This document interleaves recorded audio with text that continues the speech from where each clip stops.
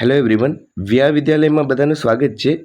તો આજનો આપણો ટોપિક હશે ધોરણ 10 યુનિટ 1નું પ્રી ટાસ્ક, જેમાં આપણે દશરથ માંઝીની લાઈફ વિશે થોડુંક જાણવાનું છે. હવે તમે બધા દશરથ માંઝીને ઓળખતા હશો. આમની લાઈફ પર એક મૂવી પણ બનેલું છે, તો એમના જ વિશે આપણે આ વિડીયોની અંદર જાણવાનું છે. તો without further delay let's start the video. Dashrath Manjhi ઝેન અવે, દશરથ માંઝી નાસી ગયો. ફ્રોમ હિઝ હોમ, એના ઘરેથી. ક્યાંથી? એના ઘરેથી. એટ અ યંગ એજ, એટલે કે યુવાનીની ઉંમરમાં. એન્ડ વર્કડ, અને કામ કર્યું. ક્યાં?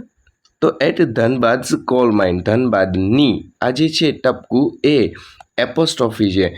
એપોસ્ટ્રોફીનું કાર્ય હોય છે કોઈ વ્યક્તિ વસ્તુનું સ્થાન દર્શાવવું. તો ધનબાદની એવું આપણે અહીંયા જોશું.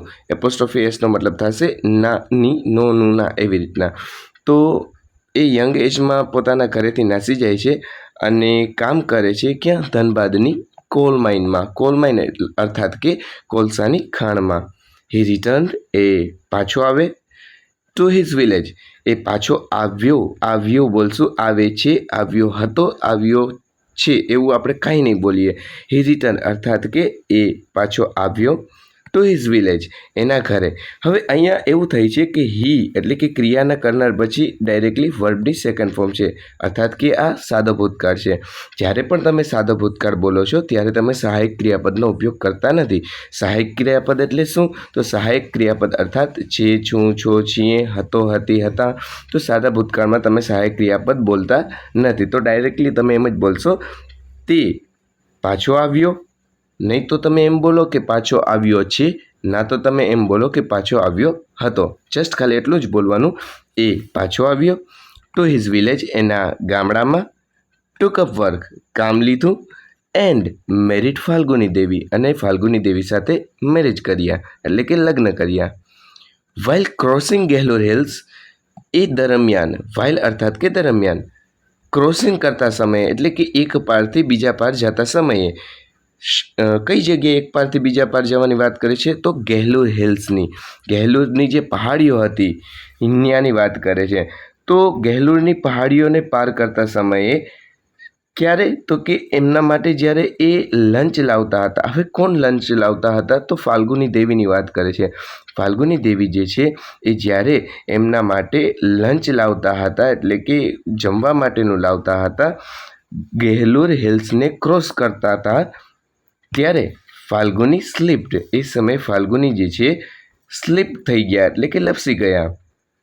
એન્ડ સિરિયસલી ઇન્જર્ડ હરસેલ્ફ, અને એ પોતે એકદમથી સિરિયસલી એટલે કે ગંભીર રીતે ઘાયલ થઈ ગયા, ખુદને ઘાયલ કરી બેઠા. They could not reach her to the nearby hospital, તેઓ એમને પહોંચાવી ન શક્યા. કુડ જે ભૂતકાળને દર્શાવે છે, કેનનું ભૂતકાળ છે. કેન જે છે એ સામર્થ્ય દર્શાવે છે, ક્ષમતા દર્શાવે કે કંઈક કરી શકવું અથવા તો કંઈક ન કરી શકવું. પણ અહીંયા વાત ભૂતકાળમાં થઈ છે, કેમ કે હંમેશા કોઈ પણ કહાની હંમેશા ભૂતકાળને જ દર્શાવતી હોય છે. માટે અહીંયા કેનનું કુડ લીધું છે. તો તે could not reach her to the nearby hospital, તેઓ એને નિયર બાય હોસ્પિટલે એટલે કે આસપાસની હોસ્પિટલે ના પહોંચાવી શક્યા. બિકોઝ કારણ કે દેર વર નો સ્ટ્રેટ એક્સેસ, કોઈ પણ સીધો રસ્તો હતો નહીં. સ્ટ્રેટ એટલે કે સીધો, એક્સેસ એટલે કે રસ્તો, કોઈ પણ સીધો રસ્તો હતો નહીં. ક્યાંનો સીધો રસ્તો ન હતો? To the town and which eventually lead to her death. તો ટાઉનથી હોસ્પિટલ સુધીનો કોઈ સીધો રસ્તો હતો નહીં, જેના લીધે ઇવેન્ચ્યુઅલી અંતે થાય છે શું? Lead to her death. આ બાબત જે છે એને મૃત્યુ તરફ લઈ જાય છે, એટલે કે એના લીધે એ મૃત્યુ પામે છે. લીડ છે એ લીડનું ભૂતકાળનું રૂપ છે. લીડ, લીડ એટલે કે લઈ જવું, તો એનું ભૂતકાળનું રૂપ છે લેડ. તો એને લઈ જાય છે મૃત્યુ તરફ. કોને? તો ફાલ્ગુની દેવીને. Manjhi was deeply disturb, Manjhi જે છે એ ઊંડેથી, ઊંડાણથી એટલે કે ડીપલી અંદરથી ડિસ્ટર્બ થઈ ગયા હતા, નિરાશ થઈ ગયા હતા, દુઃખી થઈ ગયા હતા. એન્ડ ધેટ વેરી નાઇટ, તે જ રાત્રિએ ડિસાઇડ કરે છે. ટુ કાર્વ અ પાથ. હે ડિસાઇડ. હવે અહીંયા ડિસાઇડેડ તે ડિસાઇડ કરે છે એમ તો હું જસ્ટ બોલ્યો છું, બટ તમારે શું સમજવાનું છે, અહીંયા એમ લખેલું છે કે માંજી વોઝ ડીપલી ડિસ્ટર્બ. માંજી હતા, જ્યારે વોઝ લખેલું છે અર્થાત કે સહાયક ક્રિયાપદ આપેલો છે તો આપણે હતો, હતા, હતીનો યુઝ કરશું. બટ જો સહાયક ક્રિયાપદ નથી આપેલો એટલે કે વર્બની બીજી ફોર્મ આપેલી છે તો આપણે સહાયક ક્રિયાપદનો યુઝ નહીં કરીએ, એટલે કે છે, છું, છો, છીએ નહીં બોલીએ, હતો, હતી, હતા પણ નહીં બોલીએ. તો કેવી રીતના બોલશું, તો અહીંયા બોલશું Manjhi was deeply disturb. Manjhi deeply disturb થઈ ગયા હતા. એન્ડ અને ધેટ વેરી નાઇટ, એ જ રાત્રિએ, ધેટ વેરી નાઇટ અર્થાત કે એ જ રાત્રિએ જ્યારે એ ઘટના બને છે, ડિસાઇડેડ નિર્ણય કર્યો આટલું બોલીને અટકી જશું. નિર્ણય કર્યો છે પણ નહીં બોલીએ, નિર્ણય કર્યો હતો પણ નહીં બોલીએ. ડિસાઇડેડ નિર્ણય કર્યો ટુ કાર્વ અ પાથ, એક પાથ એક રસ્તો કાર્વ કરશે. કાર્વ એટલે કે ઘડશે, કોતરશે. ક્યાંથી કોતરશે? Through the Gehlaur hills. Gehlaur હિલ્સમાંથી, થ્રુ એટલે કે માંથી. ક્યાંથી? ગેહલુર હિલ્સમાંથી, એટલે કે પહાડને કોતરી અને એક રસ્તો બનાવશે એ જ રાત્રિ એવું ડિસાઇડ કરે છે. સો ધેટ કે જેથી his village could have easier access, એમનું જે વિલેજ છે, એમનું ગામડું જે છે એમને હોઈ શકે, કુડ હેવ એટલે કે હોઈ શકે. શું હોઈ શકે? એક ઇઝીયર એક્સેસ. ઇઝી એટલે કે સરળ રસ્તો હોઈ શકે to medical services. Medical service માટે એટલે કે કોઈ પણ દવા માટે, દવા મેળવવા માટે અથવા તો તાત્કાલિક તબીબી સારવાર માટે એ લોકોને એક ઇઝી રસ્તો મળી શકે એના માટે શું કરશે, તો ગેહલુર હિલ્સને કોતરી અને એક રસ્તો બનાવશે. હી કાર્વડ અ પાથ, એ એક રસ્તો કોતરે છે. હી કાર્વડ અ પાથ. હવે કોતરે છે એમ નહીં, તેણે એક રસ્તો કોતર્યો. હી કાર્વડ અ પાથ, તેણે એક રસ્તો કોતર્યો. એ રસ્તો જે છે 360 ફીટ લોંગ એટલે કે 360 ફીટ લાંબો હતો. 25 ફીટ ડીપ, 25 ફીટ ડીપ હતો. In places. હવે અહીંયા ઇન પ્લેસીસ શબ્દ રાખવાનો મતલબ શું છે? ઇન પ્લેસીસથી કહેવાનો મતલબ હતો કોઈ જગ્યાએ તો 25 ફીટ ડીપ એટલે કે ઊંડો પણ હતો. એન્ડ 30 ફીટ વાઇડ, એ વાઇડ એટલે કે પહોળો કેટલો હતો? 30 ફીટ હતો. To from a road through the rocks in Gehlaur hills, એને એ રસ્તો કોતરી દીધો. ક્યાંથી? રોક્સ, પથ્થરોને કોતરીને એને એક રસ્તો જે છે, આ રોડ જે છે એને ઘડી દીધો. હી કોટેડ, એ કોટેડનો અર્થ થશે વિચાર આપવો. એ પોતાનો વિચાર આપે છે, coated. When I started hammering the hill, અહીંયા એ યાદ રાખવું કે આ જે છે ને આ ઇન્વર્ટેડ કોમા છે, તો ઇન્વર્ટેડ કોમાની અંદર કોઈ વાક્ય હોય એટલે સમજી લેવાનું કે વાક્ય કોઈના દ્વારા બોલવામાં આવી રહ્યું છે. રેડી? તો when I started hammering the hills, અહીં આઈથી કહેવાનો મતલબ શું, તો એ વાત જે છે એ દશરથ માંજી બોલે છે, અર્થાત કે આઈ જે છે એ દશરથ માંજી માટે વપરાણો છે. તો એમ કહે છે when I started hammering the hill, જ્યારે મેં સ્ટાર્ટ કર્યું, શરૂ કર્યું પથ્થરો પર એટલે કે આ હિલ પર, પહાડ પર હેમરિંગ કરવાનું. હેમરનો અર્થ થશે હથોડી અથવા તો મોટો હથોડો. તો એ મારવાનું જ્યારે મેં ચાલુ કર્યું, પીપલ કોલ્ડ મી લ્યુનેટિક, લોકોએ મને લ્યુનેટિક કહ્યું એટલે પાગલ કહ્યો. આ વાક્યની અંદર અહીં આઈ તરફ નજર રાખજો. આ જે આઈ છે ને એ કેપિટલમાં છે, તો એની પાછળનો નિયમ કંઈક એવો છે કે જ્યારે પણ વાક્યમાં આઈ એકલો હોય છે ત્યારે હંમેશા કેપિટલમાં રાખવું, એ યાદ રાખવું. ઓકે, તો જ્યારે મેં પહાડી પર હેમરિંગ ચાલુ કર્યું એટલે કે હથોડા મારવાનું ચાલુ કર્યું, પીપલ કોલ્ડ મી લ્યુનેટિક, લોકોએ મને પાગલ કહ્યો. લોકોએ મને પાગલ કહ્યો. કોલ્ડ એટલે કે કહ્યું. અહીં લોકો પછી કહ્યું એવું ડાયરેક્ટ શબ્દ છે. કહ્યો છે નહીં બોલીએ, કહ્યો હતો પણ નહીં બોલીએ. લોકોએ મને પાગલ કહ્યો. But that steeled my determination, but એનીએ એટલે કે એ વસ્તુથી સ્ટીલ્ડ એટલે કે દ્રઢ થયું. શું દ્રઢ થયું? માય ડિટર્મિનેશન, મારો નિશ્ચય દ્રઢ થયો. મતલબ કે નિરાશ થવાની જગ્યાએ એ દશરથ માંજી જે છે એ પોતે પોતાનો નિશ્ચય જે છે એ દ્રઢ બનાવે છે ને લોકો એને પાગલ કહે છે કે આવું કોણ કરે, છતાં પણ એ છે એ પોતાનો નિશ્ચય જે છે જાળવી રાખે છે. અહીં ઇન્વર્ટેડ કોમા પૂરો થાય છે, અર્થાત કે આ વાક્ય જે છે એ અહીંથી શરૂ કરી અને અહીંયા સુધી પૂરું થઈ જાય છે. Okay, he completed the work in 22 years. તેણે કમ્પ્લીટેડ પૂરું કર્યું. શું પૂરું કર્યું? વર્ક. કેટલા સમયમાં? 22 વર્ષની અંદર. તો તેણે પોતાનું વર્ક જે છે, પોતાનું કામ જે છે એ 22 વર્ષમાં પૂરું કર્યું, જે 1960થી શરૂ કરેલું હતું અને 1983માં પૂરું કરેલું છે. ધીસ પાથ, આ પાથ જે છે, આ રસ્તો જે છે, રેડ્યુઝડ, એની ઘટાડ્યું. શું ઘટાડ્યું? The distance between the Atri and the Wazirganj sector of the Gaya district. એમ કહે છે કે આ જે પાથ હતો, આ રસ્તાએ શું કર્યું? તો આ જે ડિસ્ટન્સ એટલે કે આ જે અંતર હતું, દૂરી હતી ની વચ્ચે. અચ્છા, બિટવીન મતલબ કે બે વ્યક્તિ, વસ્તુ, સ્થળની વચ્ચે. બટ તમારે વધારે વ્યક્તિ, વસ્તુ કે સ્થળની વચ્ચેથી જો તમારે એવો શબ્દ બોલવો હોય ને તો તમે શબ્દ લેજો અમોંગ્સ. રેડી? અમોંગ. રેડી? અમોંગ્સ પીપલ. તો લોકો વચ્ચે, તો ઘણા બધા લોકોની વચ્ચે વાત થાય ને ત્યારે અમોંગ શબ્દ લેજો.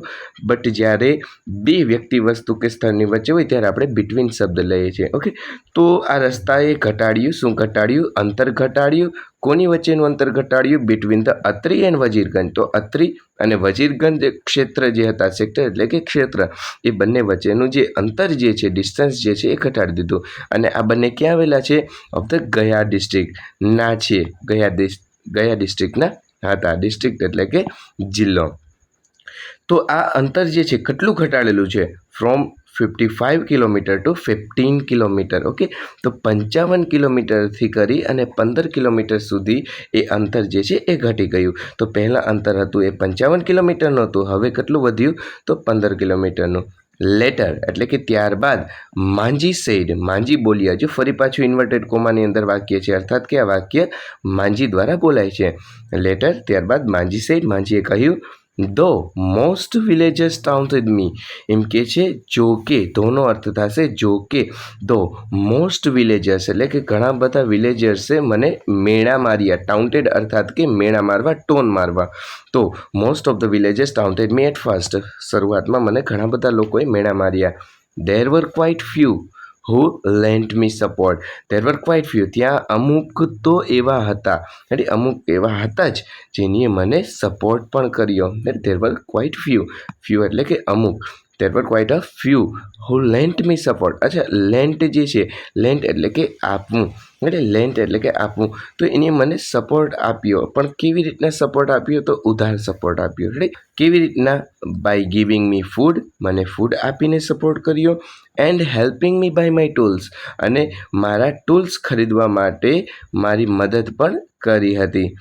ફોર હિઝ અચીવમેન્ટ એટલે કે એની આ ઉપલબ્ધિમાં, એટલે કે એમની આ મહેનતના ફળ સ્વરૂપે Manjhi become popularly known as the mountain man. તો એમની આ ઉપલબ્ધિથી એટલે કે એમની આ મહેનતથી એમની ઉપાધિ તરીકે એમને એક અલગ નામથી ઓળખાણ મળી. તો માંજી જે છે બીકમ એટલે કે બન્યા. શું બન્યા? પોપ્યુલર એટલે કે એકદમ ખ્યાતનામ બન્યા. અને કયા નામથી ખ્યાતનામ બન્યા? નોન, જાણીતા થયા. એઝ ધ માઉન્ટેન મેન તરીકે એ ખ્યાતનામ થયા, એટલે કે પહાડી માનવ તરીકે ખ્યાતનામ થયા. His name was also proposed by the Bihar government. એમનું નામ જે છે એ રજૂ થાય છે કોના દ્વારા? બિહાર ગવર્મેન્ટ દ્વારા રજૂ થાય છે. શેના માટે? ફોર એટલે કે માટે. શેના માટે? The Padmashri award in 2006. તો એક મોટો અવોર્ડ જે છે પદ્મશ્રી નામનો, એ એવોર્ડ પણ એને 2006ની અંદર મળે છે. કોના દ્વારા આ અવોર્ડ માટે એમનું નામ જે છે રજૂ થાય છે? તો બિહાર ગવર્મેન્ટ દ્વારા. Van a movie on his life was announce, જ્યારે એક મૂવી એની લાઈફ પર અનાઉન્સ થઈ હતી. અનાઉન્સ એટલે કે ભાઈ બહાર પડી હતી કે ભાઈ તમારા લાઈફ ઉપર એક મૂવી બનશે. જ્યારે એક મૂવી એની લાઈફ ઉપર અનાઉન્સ થઈ, Manjhi was on his death bed. Manjhi જે છે એ પોતાની મરણ પથારી હતો. આ સમયે માંજી ક્યાં હતો? પોતાના ડેથ બેડ એટલે મરણ પથારી હતો, મતલબ અંતિમ શ્વાસો લઈ રહ્યા હતા. હી put his thumb impression on an agreement and gave away exclusive rights to make films on his life. શું થાય છે? he put his thumb, તો એનો થંબ જે છે, થંબ એટલે કે અંગૂઠો, હાથનો અંગૂઠો, એ ઇમ્પ્રેશન ઓન એન એગ્રીમેન્ટથી થંબનો ઇમ્પ્રેશન આપવું એટલે કે ઇશારો આપવો, અર્થાત કે જ્યારે તમે આવી રીતના થમ્સ અપ રાખો છો, થંબ પોતાનો અંગૂઠો ઊંચો રાખો છો, મતલબ કે તમે એગ્રી છો એ વાતથી, બટ અંગૂઠો નીચે રાખો છો, મતલબ કે તમે ડિસએગ્રી છો એ વાતથી. રેડી? તો અહીંયા જે છે એગ્રી થાય છે કે હા તમે મારી લાઈફ પર મૂવી બનાવી શકો છો.